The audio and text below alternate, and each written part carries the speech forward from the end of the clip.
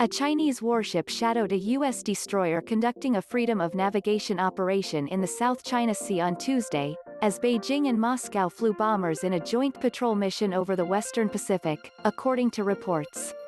Guided missile destroyer USS John S. McCain conducted the operation in the South China Sea to send a message to China over its disputed territory in the Spratly Islands, Fox News reported.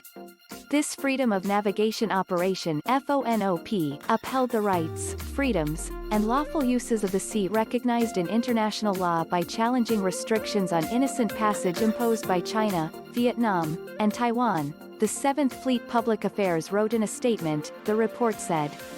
All interactions with foreign military forces were consistent with international norms and did not impact the operation.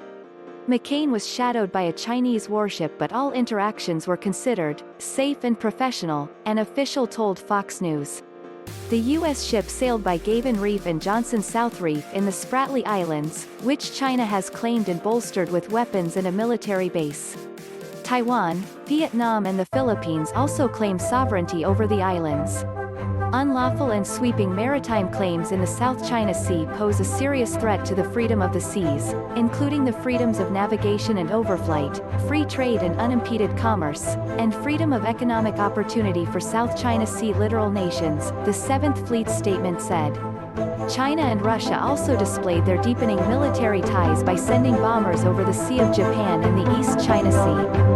The Russian Defense Ministry said two Tu-95 strategic bombers joined 4 Chinese H-6K bombers in a joint mission intended to develop and deepen the comprehensive Russia-China partnership, further increase the level of cooperation between the two militaries, expand their ability for joint action and strengthen strategic stability. It said the flights were not directed against any third countries. Beijing and Moscow have sought to strengthen military cooperation as their relationships with Washington have become more strained.